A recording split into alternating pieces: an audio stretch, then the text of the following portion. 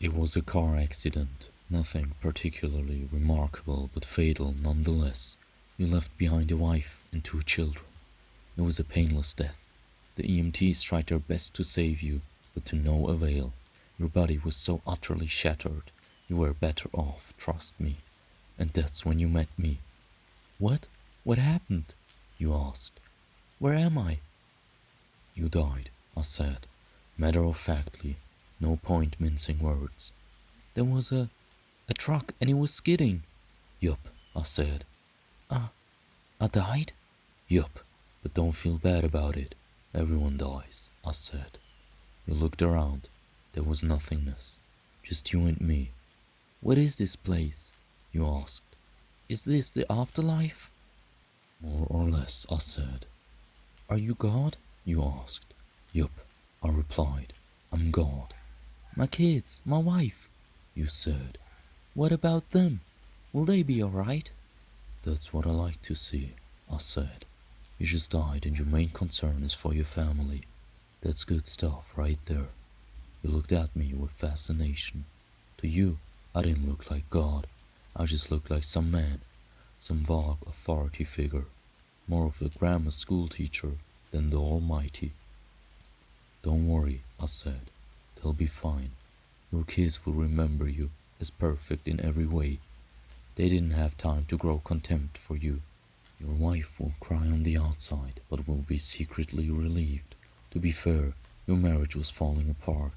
If it's any consolation, she'll feel very guilty for feeling relieved.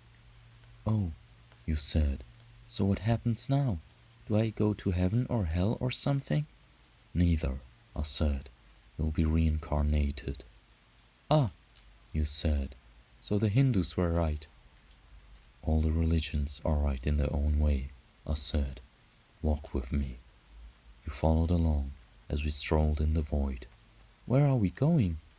Nowhere in particular, I said. It's just nice to walk while we talk. So what's the point then? You asked. When I get reborn, I'll just be a blank slate, right? A baby. So all my experiences and everything I did in this life won't matter. Not so. You have within you all the knowledge and experiences of all your past lives. You just don't remember them right now. I stopped walking and took you by the shoulders. Your soul is more magnificent, beautiful, and gigantic than you can possibly imagine. A human mind can only contain a tiny fraction of what you are.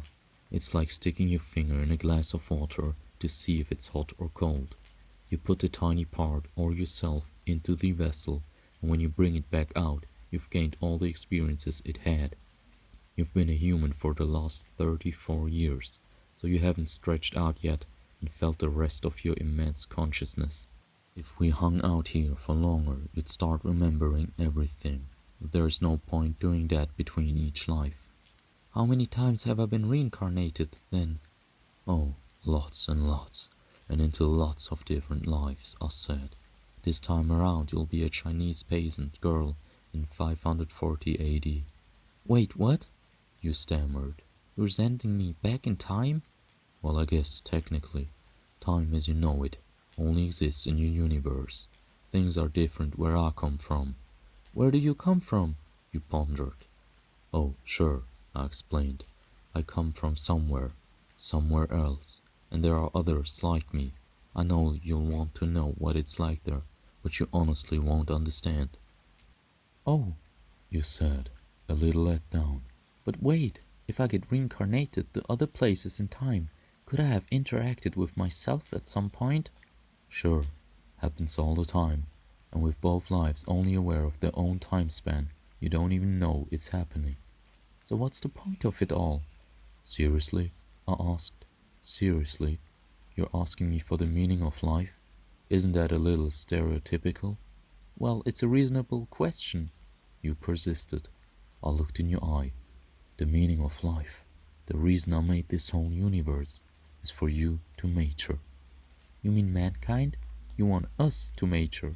No, just you. I made this whole universe for you. With each new life you grow and mature and become a larger and greater intellect. Just me?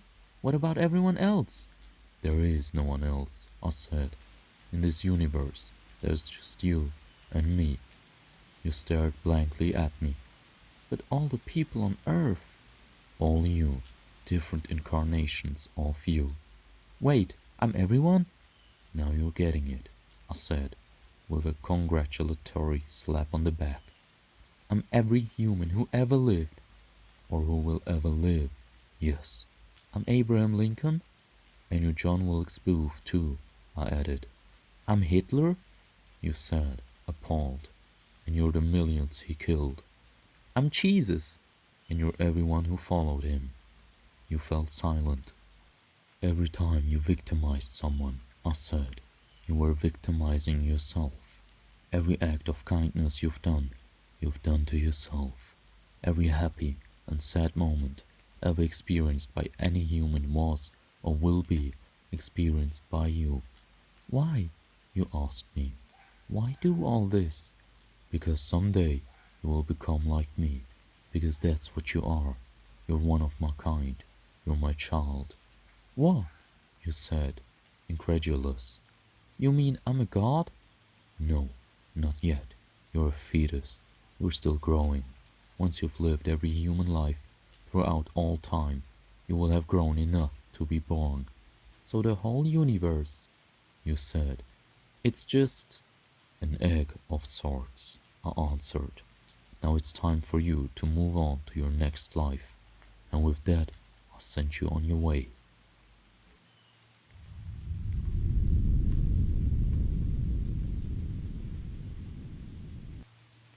Final iteration. Look around as the world around you becomes more like the futures depicted long ago. Flying cars, spaceships, and everything else seems much more realistic to occur in our lifetime. However, the area of most growth is virtual reality, and the increasing difficulty separating the real from the simulated. As the world becomes more populated and there are fewer frontiers to explore, people will begin focusing more on escapism. People are born with the drive to succeed. Without goals, people will struggle to find new challenges. However, people won't believe they accomplished anything unless the experience feels real. People will escape from reality by creating an identical virtual reality. Computers will become so advanced that people can store their entire minds and experiences. However, knowing that the virtual reality is a simulation ruins the illusion. In order to believe this is real, people will need their memory of it being a simulation erased.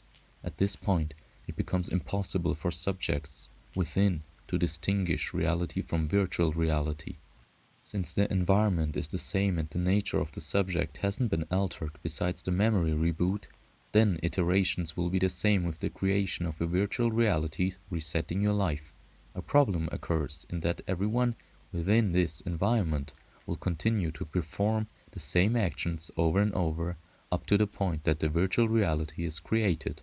Then the world resets and plays out the same way. Your entire life up to this point or singularity will replay exactly the same without your knowledge. You could try going against your own nature and moving outside of your normal routine. However, whenever you did that, didn't you notice that there weren't that many people around? It's as if the world wasn't designed for you to explore that area at that point. You're doing something you weren't meant to, and your experience isn't making sense anymore. The mind will be essentially immortal through the support of computers. The mind wipe is necessary to maintain space for the endless stream of repeated data as well as retaining the illusion that this world is real. You are essentially immortal, but you have no way of knowing that, except for the occurrence of déjà vu. You seem to remember things that you shouldn't. You sometimes hear things in your mind before people say them. You remember events that haven't happened yet. Your mind works like a hard drive. You can delete files to make space, but traces of it can still be recovered because all deleting does is allow stored data to be overwritten. Déjà vu is basically your deleted memories coming back. It's a sign that your mind can't take anymore. Your sanity is being stripped away and your thought processes are becoming less and less coherent. Eventually, your brain will rot and devolve into nightmarish delusions. You will begin to lose your concept of reality as the simulation will no longer seem real.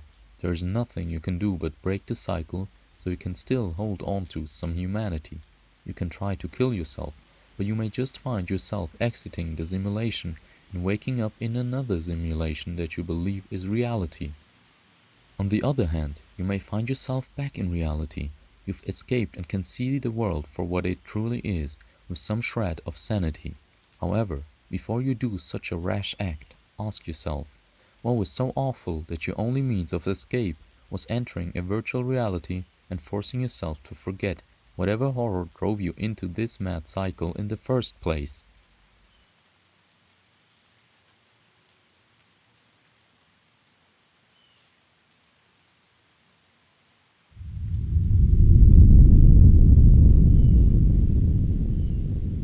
Guys, thank you so much for watching this video until now. It was an honor for me to present it to you. If you liked it, please like and subscribe and leave a comment about your own experiences. Or if you have any recommendations or tips for me to improve, it would extremely help me out since I'm a relatively new YouTuber and I'm just getting started. All I can do is promise you that I will deliver you the highest quality content I can create and to always keep you entertained. Thank you so much.